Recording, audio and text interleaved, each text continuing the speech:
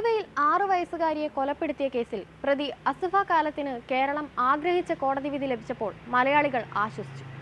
എന്നാൽ ഒരു സമപ്രായക്കാരിയെ തന്നെ ഇടുക്കി വണ്ടിപ്പെരിയാറിൽ ബലാത്സംഗം ചെയ്ത് കെട്ടിത്തൂക്കി കൊലപ്പെടുത്തിയിട്ട് 2 വർഷം കഴിയുന്നു.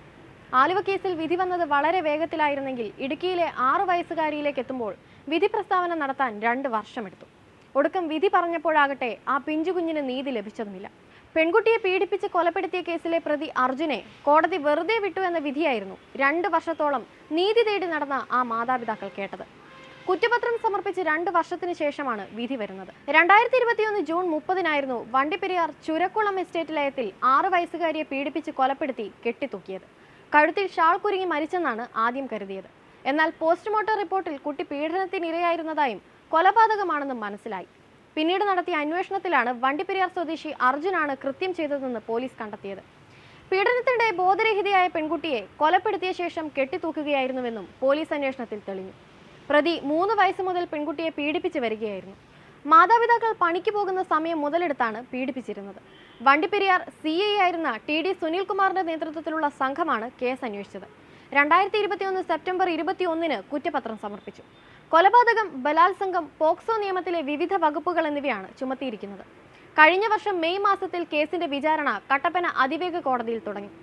പ്രതിക്കെതിരെ പട്ടികജാതി പട്ടികവർഗ പീഡന നിരോധന നിയമത്തിലെ വകുപ്പുകൾ ചുമത്തണമെന്നാവശ്യപ്പെട്ട് പെൺകുട്ടിയുടെ അച്ഛൻ ഹൈക്കോടതിയെ സമീപിച്ചിരുന്നു.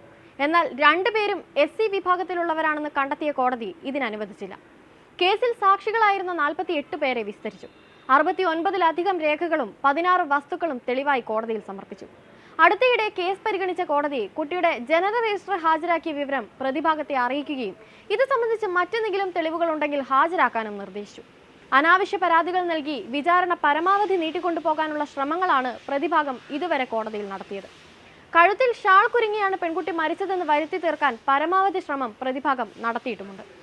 വിചാരണയ്ക്കിടെ പുതിയ ജഡ്ജി ചാർജ് എടുത്തതും വിധി പ്രസ്താവം വൈകിപ്പിച്ചു.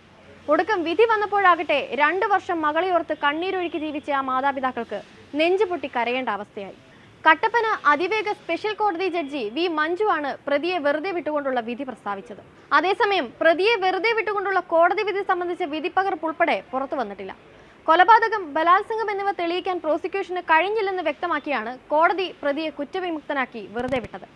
അതേസമയം പ്രതിയെ വെറുതെ വിട്ട വിധി വന്നതിന് പിന്നാലെ കേസിൽ പുനരന്വേഷണം വേണമെന്ന് പ്രതിഭാഗവും ആവശ്യപ്പെട്ടു. നിരപരാധിയായ യുവാവിനെ 2 വർഷമാണ് വിചാരണ തടവുകാരനായി ജയിലിൽ അടച്ചതെന്നും കേസിൽ പുനരന്വേഷണം ആവശ്യപ്പെടുമെന്നുമായിരുന്നു പ്രതിഭാഗം അഭിഭാഷകന്റെ ആവശ്യം.